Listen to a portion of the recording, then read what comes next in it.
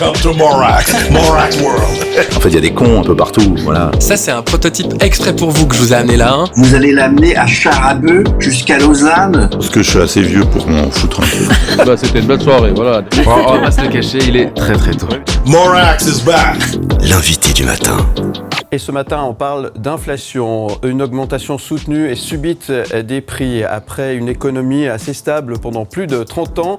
Depuis l'été 2021, elle a connu une hausse brusque et persistante. Les banques centrales, initialement optimistes, ont dû réajuster leur stratégie. Les raisons de cette montée en flèche et ses implications économiques soulèvent des questions cruciales pour l'avenir, notamment pour beaucoup de personnes et de familles qui se trouvent démunies en fin de mois. Notamment, comment lutter contre cette inflation? Pourquoi cette flambée soudaine? Faut-il s'en inquiéter?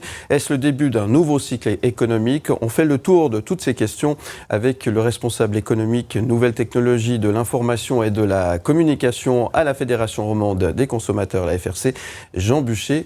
Bonjour. Bonjour. Merci d'être avec nous. Ça fait beaucoup de questions d'un coup, comme ça. Hein. Vaste programme. L'inflation, c'est un sujet, le moins qu'on puisse dire, aujourd'hui, qui est anxiogène quand même pour beaucoup de personnes. C'est un sujet qui est anxiogène et qui dépend aussi d'une réalité. On parle souvent de pouvoir d'achat, mais le pouvoir d'achat, c'est des conséquences réelles pour les ménages qui ont à plus bas, voire à moyen revenu. Mmh. L'inflation, elle touche des dépenses incompressibles dans le budget. La nourriture, les transports, ce genre de choses. Et puis, quand vous gagnez, par exemple, moins de 4 500 francs par mois, ces pans de dépenses incompressibles, ils sont énormes, ils sont conséquents dans votre budget. Et aujourd'hui, les retours que vous avez, j'imagine que vous avez des retours de personnes qui doivent certainement rentrer en contact avec vous. Ce climat anxiogène, vous le ressentez évidemment bien, et c'est lié à tous ces sujets dont on parle aujourd'hui.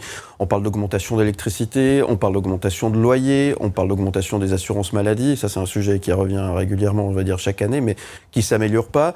Quel constat faites-vous et pourquoi finalement ça n'arrête pas d'augmenter? Sur ce que vous avez dit, il y a plusieurs choses. Déjà, et c'est assez problématique, la hausse des assurances maladie n'est pas calculée dans le taux d'inflation. Oui. Donc déjà, c'est à prendre en plus. En plus, c'est ça. Ça constitue une dépense incompressible, hyper conséquente dans le budget des ménages. Dans ce qui aide vraiment pas. Et pour le reste, alors, justement, comment expliquer ce qui se passe? Pourquoi toutes ces augmentations? Pourquoi tout en même temps? J'imagine que vous avez un début d'explication, vous qui êtes un spécialiste, vous pouvez peut-être éclairer notre lanterne sur ce sujet. Moi, je suis spécialiste des questions liées à la consommation. Mon analyse économique, je la réserve à des universitaires. L'analyse économique, pardon, je la réserve à des universitaires, etc. Ce qu'il y a, c'est que nous, on a un constat.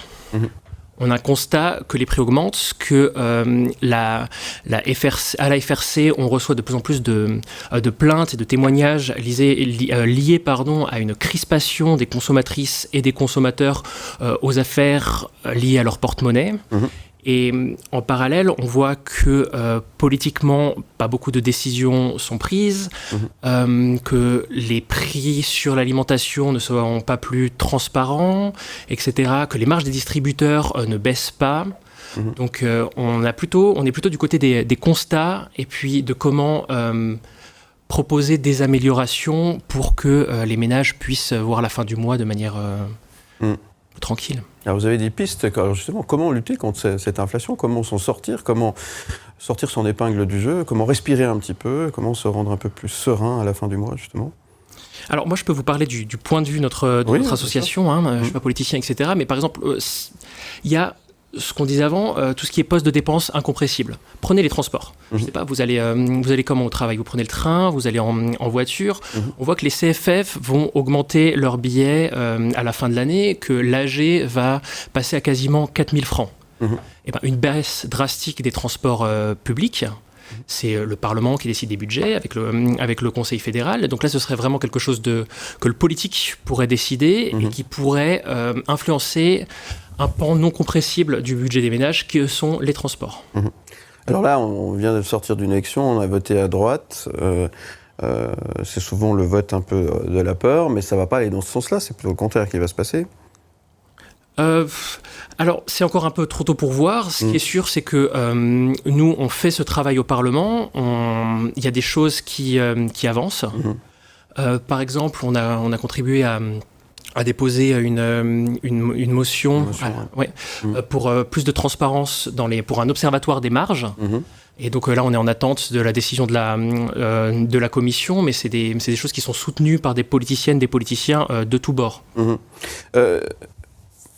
Est-ce qu'il faut s'inquiéter de ce qui est en train de se passer là? Parce qu'on a l'impression que ça ne va pas s'arrêter. Alors, vous l'avez dit, et je vous l'ai dit aussi en préambule, tout augmente, absolument tout, sauf les salaires. Là, il va y avoir à un moment donné un problème pour tout le monde, quoi. Ça va être compliqué. Je pense, oui, qu'il faut s'inquiéter. En 2021, il y a eu des chiffres de l'OFS qui sont sortis, qu'un ménage sur 5 ne pouvait pas faire face à une dépense de 2500 francs dans les 2 mois.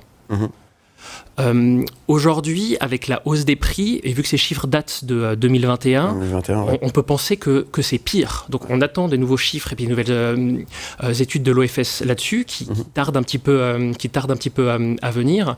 Mais a priori, oui, la situation, elle est relativement inquiétante. Ouais. La solution, c'est quoi? C'est juste l'augmentation des salaires ou est-ce que c'est finalement que la seule solution? Ça fait partie d'une des solutions. Si vous avez des prix qui augmentent plus vite que les salaires, ça paupérise une partie de la population. Après, il y a d'autres éléments. Enfin, je veux dire, typiquement les marges des distributeurs. Est-ce que c'est juste que les consommateurs payent l'entièreté de la note? Pas forcément. Il faudrait au moins qu'ils aient les clés sur la formation des prix, notamment dans l'alimentation, pour pouvoir choisir. Welcome to Morax World. L'invité du matin.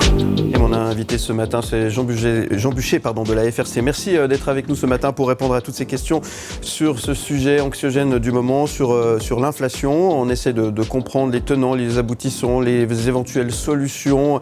Qu'est-ce qu'on peut faire peut-être pour tenter de respirer un petit peu. En tout cas, vous, à la FRC, vous êtes, on va dire, témoin de quelques réactions de monsieur, madame, tout le monde qui se retrouvent souvent dans des situations un peu compliquées et qui s'inquiètent véritablement pour l'avenir.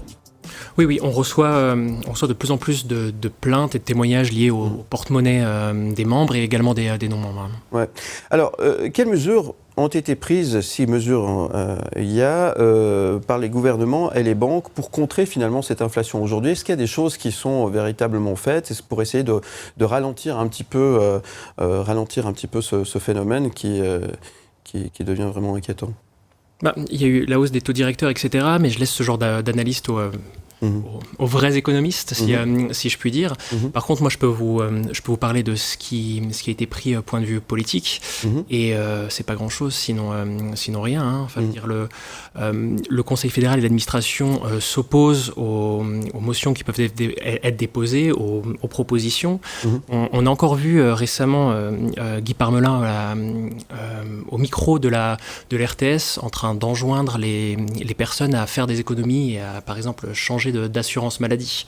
Ça en dit assez long en fait sur la prise en compte du problème. Et encore juste quelque chose, c'est que les chiffres aussi qu'on a, on a les chiffres de l'inflation, etc. Mais tout ce qui est enquête sur le budget des ménages qui nous permettent de saisir plus que la température, plus que l'anxiété des gens d'avoir vraiment des données empiriques, etc. Mettent du temps à arriver. Donc on voit que les salaires n'augmentent pas. On voit que les prix augmentent, notamment dans l'alimentation. En mars dernier, on était à plus 6%.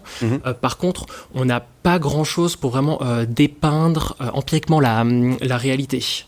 Si ce n'est que les associations ou de consommateurs ou les associations qui sont vraiment au contact de la pauvreté tirent la sonnette d'alarme. Oui, la sonnette d'alarme, effectivement. C'est inéluctable ce qui se passe au moment, cette hausse, selon vous? Inéluctable, non. On peut prendre des mesures, ciblées directes. On parlait avant des transports. On peut aussi jouer sur la concurrence et les conditions cadres. En Suisse, on est dans un îlot de cherté.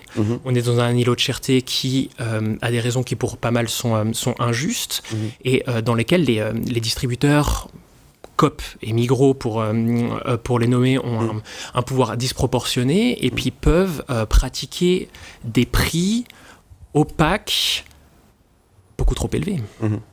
Ça, c'est effectivement une constatation qui a été faite récemment. On a vu quelques enquêtes autour de ce que vous êtes en train de dire. Aujourd'hui, pour en revenir à monsieur, madame, tout le monde, beaucoup de gens, finalement, renoncent ou vont renoncer à, pourquoi pas, aller se faire soigner, justement, de peur de ne pas pouvoir s'en sortir à la fin du mois. On peut penser à des problèmes dentaires, des problèmes de santé en général. Et ça, c'est des choses qui risquent d'arriver. Et finalement, ça, c'est pas forcément faire des économies, réfléchir comme ça. C'est pas forcément faire des économies du point de vue sociétal. Ce n'est pas faire des économies. Par contre, la réalité, elle est là.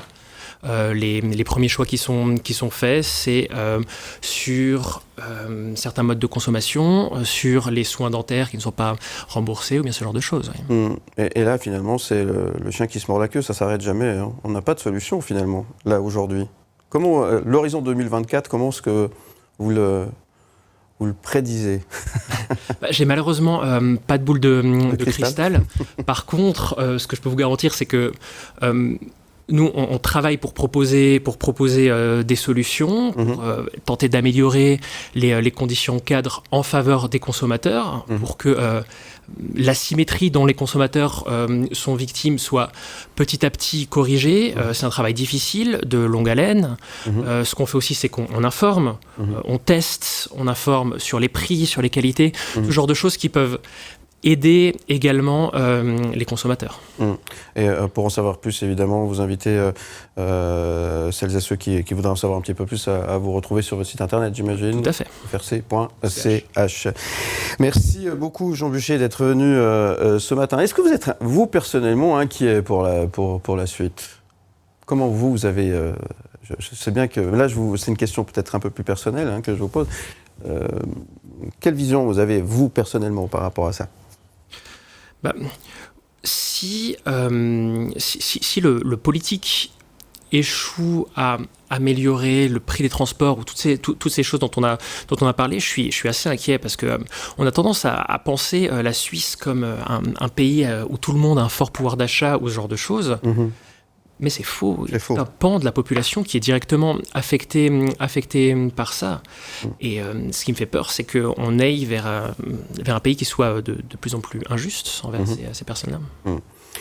Merci d'être venu répondre à nos questions ce matin. Avec plaisir. C'est une belle journée et je vous dis à très bientôt sur M et sur Canal+. Belle journée. Merci. M Média.